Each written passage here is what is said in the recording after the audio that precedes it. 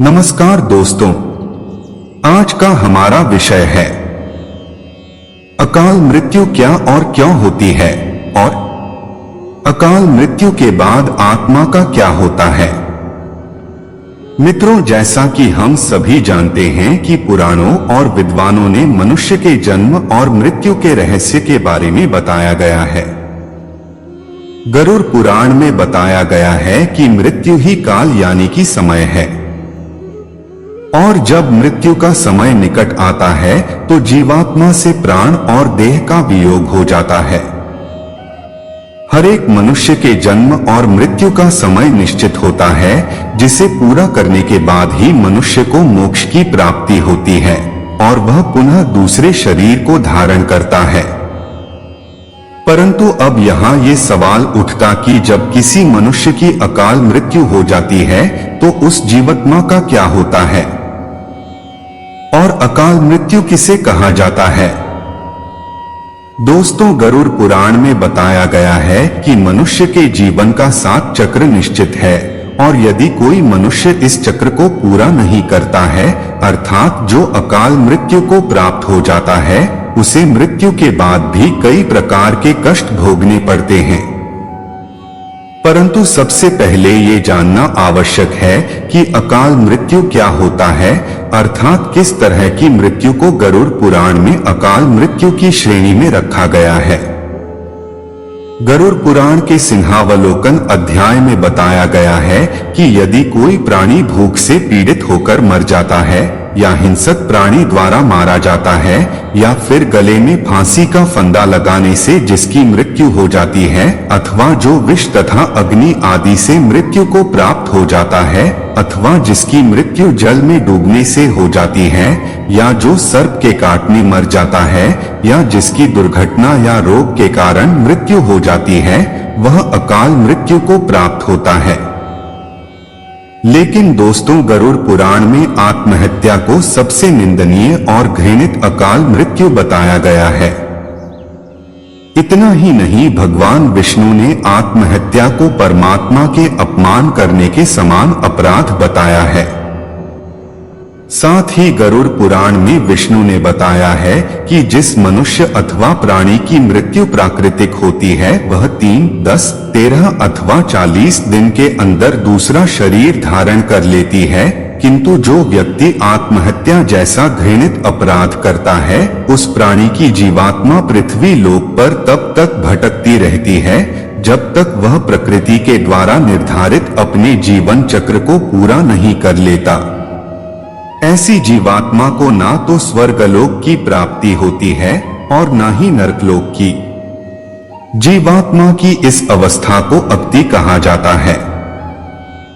इसलिए गरुड़ पुराण में बताया गया है कि आत्महत्या करने वाली आत्मा अकाल मृत्यु को प्राप्त होने वाले सभी आत्माओं में सबसे कष्टदायी अवस्था में पहुंच जाता है, और अकाल मृत्यु को प्राप्त करने वाली आत्मा अपनी तमाम इच्छाओं यानी भूख, प्यास, संभोग, सुख, राग, क्रोध, दोष, लोभ, वासना आदि की पूर्ति के लिए अंधकार में तब तक भटकता रहता है जब तक कि उसका परमात्मा द्वारा निर्धारित जीवन चक्र पूरा नहीं हो जाता। लेकिन उससे पहले अगर आपने अभी तक हमारे चैनल को सब्सक्राइब नहीं किया तो सबसे पहले हमारे चैनल को जरूर सब्सक्राइब करें ले, ताकि समय पर आपके पास नई नई वीडियोस पहुंचती रहे।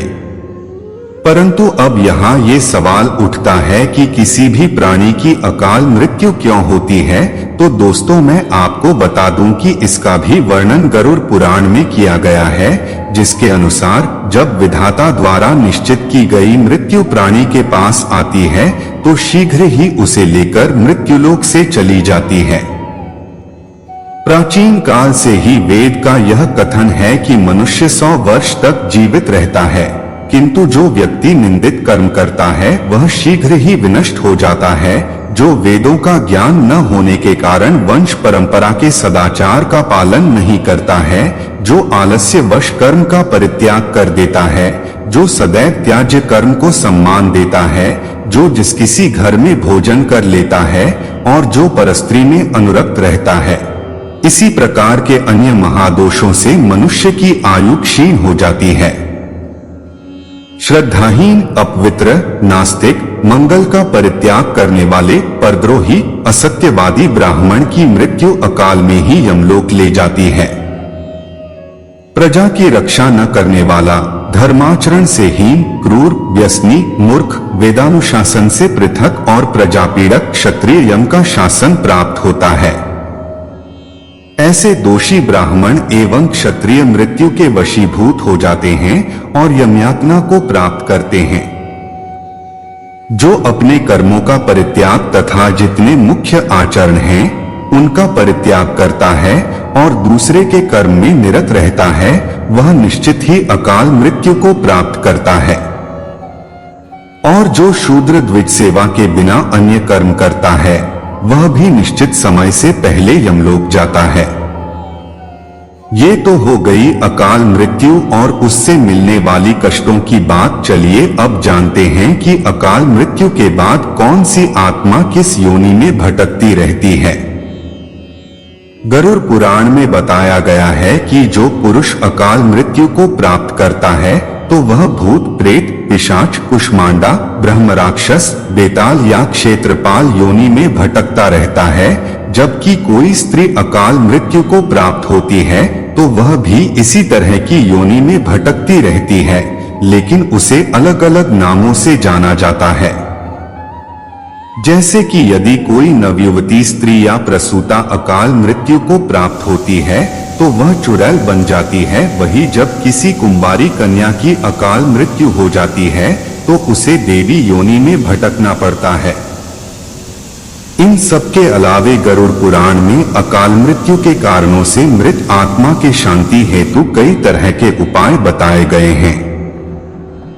गरुड़ पुराण में बताया गया है कि अकाल मृत्यु को प्राप्त करने वाले आत्मा हेतु उनके परिवार जनों को नदी या तालाब में तर्पण करना चाहिए। साथ ही मृत आत्मा की इच्छा की पूर्ति के लिए पिंडदान अथवा सत्कर्म जैसे दान पुण्य अथवा गीता का पाठ करवाना चाहिए। ये कार्य कम से कम 3 वर्षों तक चलते रहने चाहिए। साथ ही वर्षी आने पर भूखे ब्राह्मणों, बालकों को भोजन भी कराना चाहिए ताकि मृत आत्मा को जल्द से जल्द मुक्ति मिल सके। वैसे दुर्घटना, रोग या अन्य किसी भी प्रकार की अकाल मृत्यु को रोकना तो हम इंसानों के वश में तो नहीं, लेकिन आत्महत्या को हम रोक सकते हैं। जब भी आपके मन में आत्महत्या करने का ख्याल आए तो उससे पहले उससे जुड़े परिणाम को अवश्य जान ले, क्योंकि अक्सर लोग यही सोचकर आत्महत्या जैसा कदम उठाते हैं कि उन्हें सभी कष्टों से मुक्ति मिल जाएगी, लेकिन अज्ञानता के कारण वो ये नहीं जानते हैं कि मृत्यु के बाद उन्हें वर्तमान में हो रहे कष्टों से ज्यादा ही कष्ट भोगना पड़ेगा। जीवन का अंतिम सत्य मृत्यु है और इससे कोई नहीं बच पाया है। मृत्यु कई तरह से आती है। कोई व्यक्ति आनंद से मृत्यु पाता है, कोई अत्यंत दुखी होकर इस लोक से विदा लेता है। लेकिन सबसे भयानक मृत्यु अकाल मृत्यु होती है। आत्महत्या, गंभीर बीमारी या कोई हादसा, यह सब अकाल मृत्यु के कारण बनते हैं। गरुड़ पुराण में अकाल मृत्यु से जुड़े कई रहस्य बताए गए हैं। मृत्यु के बाद आत्मा को कर्मों के आधार पर स्वर्ग या नरक भोगना पड़ता है। अकाल मृत्यु के बाद व्यक्ति की आत्मा के साथ क्या होता है, इसका उल्लेख गरुड़ पुराण में विस्तार से बताया गया है। आइए जानते हैं अकाल मृत्यु कैसे होती है। गरुड़ पुराण के अनुसार भूख से पीड़ित होकर मरना, हत्या के द्वारा मौत, फांसी वाली मृत्यु, विष खाने से मौत, आग में जलने से मौत, जल में डूबने से मौत, सांप के काटने से मौत, दुर्घटना में मौत, रोग के कारण मौत, आत्महत्या आदि अकाल मृत्यु के अंतर्गत आती हैं। इनमें आत्महत्या को महापाप बताया गया है। आत्महत्या करना भगवान द्वारा आपको मिले जन्म का अपमान करना है। अकाल मृत्यु का कारण गरुड़ पुराण में बताया गया है कि पाप करना, दुराचार, स्त्रियों का शोषण, झूठ बोलना, भ्रष्टाचार व कुकर्म आदि अकाल मृत्यु के कारण माने जाते हैं। बहुत अधिक पाप करने पर व्यक्ति अकाल मृत्यु को प्राप्त होता है। वेदों में मानव की उम्र 100 वर्ष तक बताई गई है, लेकिन वर्तमान में इंसान 70 वर्ष तक बेमुश्किल जी पाता है। अकाल मृत्यु के बाद आत्मा का क्या होता है? अकाल मृत्यु के बाद आत्मा का क्या होता है, इस विषय में गरुड़ पुराण में कई बातें मिलती हैं। अकाल मृत्यु के बाद जीवात्मा की आयु पूरी नहीं होती, इसलिए वह भटकती रहती है जब तक कि उसका जीवन चक्र पूरा नहीं हो जाता। अगर पुरुष की अकाल मृत्यु होती है तो वह भूत, प्रेत, पिशाच, कुष्मांडा, ब्रह्म राक्षस, बेताल या क्षेत्रपाल योनि में भटकता रहता है। वहीं अगर कोई स्त्री की अकाल मृत्यु होती है तो वह अलग अलग योनि में भटकती है। अगर कोई नवयुवती स्त्री या प्रसूता की अकाल मृत्यु होती है तो वह चुड़ैल बन जाती है। वहीं कुंवारी कन्या की अकाल मृत्यु होने पर वह देवी योनि में भटकती है। दोस्तों, अगर आपको हमारी वीडियो अच्छी लगी हो तो हमारे चैनल को सब्सक्राइब करना मत भूलना। धन्यवाद।